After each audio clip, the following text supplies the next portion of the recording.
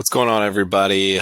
Today, I'm going to walk you through what's going on with BTC, how the ETF has performed, and I'm going to walk you through my personal opinion of what's going to happen in the next couple of weeks. So, for me, let me just take a look what we got here. Looking at the altcoin traction that we've had over the past week with TIA, say, even Solana, Link, Matic. We've seen some different runs and potential runs from each of those different cryptocurrencies. So we start to see the different price points that they're looking to gain traction on, essentially. Now, with BTC having a pretty hard hit on Friday, we saw, and Thursday and Friday, we saw all of the different altcoins really pull back from the traction that they did have. So starting to approach the previous prices that they were at before the Bitcoin ETF. So now with BTC trading at about 41,600, I think there's a few things that might happen within the next week and the next couple of days. So first, let's take a look at what happened with the Bitcoin ETF. First off, it is the best performing ETF, the best opener that's ever happened. So I think with the inflows and the money pouring in, things have been doing spectacularly well. Now, take a deeper look into this. So one thing is with, and this comes from Bloomberg, one thing we start to see the inflows and outflows. We see the top 9 different Bitcoin ETF products, and then we see Grayscale. So Grayscale basically existed before the Bitcoin ETF came out. They were essentially their own exchange traded product, selling Bitcoin. Now we start to see like Fidelity and iShares really start to take off and take that market share. So they've done, again, relatively well. They're pouring in quite a bit of money, and so are the others. But when we look at Grayscale BTC, first day exit about $100 million, and then we start to see really this outflow of Bitcoin from the Grayscale BTC fund. So with the high being about $600 million, that happened on day 3 and also day 6. So with the total net value still being positive, but I think it's scared of a lot of people in thinking that BTC is going to completely, all of the Grayscale fund is basically going to unravel from Grayscale. So one thing to note is that Grayscale may seem to limit how much they're offloading daily. They have a T+2 settlement time, so I'm sure they can kind of choose and spread out how much they're offloading at a particular time in a particular moment. And with, unfortunately, this being really the first weekend, I guess the second weekend, but first full week and then a weekend, we could see a large outflow from Grayscale starting Monday with possibly Friday and Saturday.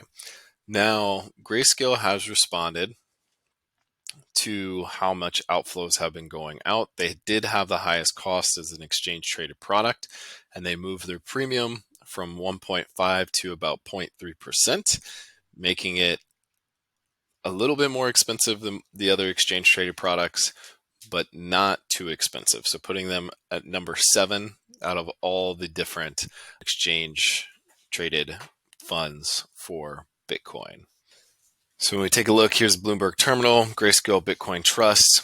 It's about 0.3%. And we take a look at these others. We have Bitwise at 0.2, ARK and iShares actually dropped to roughly 0% within the first 12 months. And then we see these other products as well, a little bit lower than 0.3, but we would see Grayscale Bitcoin ETF slot in right here.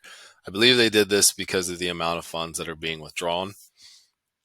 Now, let's zoom out because we do have positive inflows for the Bitcoin ETF. While Grayscale is thought to be negative, I think this price change will lessen the blow. Zooming out, we see major resistance and sell orders basically at 42,000. We see it at 43,000, and I think we have a long way to go. I believe this is happening for a couple of reasons. One is just sell the news narrative. I think Wall Street is aligning themselves to take advantage of this opportunity and try to put fear and capitalize on the fear of Grayscale, potentially making it look like they're selling off all their BTC, which they're not. That's not going to happen. Now, with the other part, I believe that there were a lot of traders who did some pretty heavy longs. A lot of people got liquidated, but for those who didn't, I'm sure that holding your long position for more than a week or 10 days is a little scary, especially as it starts to dip down and we start to see more people wanting to cut their losses and not lose everything. So how I think things are going to play out is that Monday and Tuesday of January 22nd and 23rd are going to be another rough day for Bitcoin, mostly because of Grayscale's T+2 settlement time.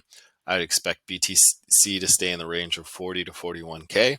I don't see it dipping below and reaching that 38K. I think later in the week, even though Grayscale will have lower outflows due to the price change and then also due to how much has probably been off-ramped or out-raveled over the weekend, I would still expect some resistance from short sellers and people taking profits or just accepting their losses. So I would expect BTC to be around 41 to 43K. Now, I think that it's not this next week that's going to have a major traction, but I believe that the following week, we'll start to see BTC go up to those 44, 45K levels. So again, this is not financial advice. This is just my opinion, what I'm seeing in the market and the information that I'm giving to you. But just wanted to present all of this to you and what I'm seeing in a way that isn't just extreme FUD saying that Grayscale BTC is going to unravel everything. Well, thank you so much, and subscribe to this channel as I'll give weekly updates every week. See you next week.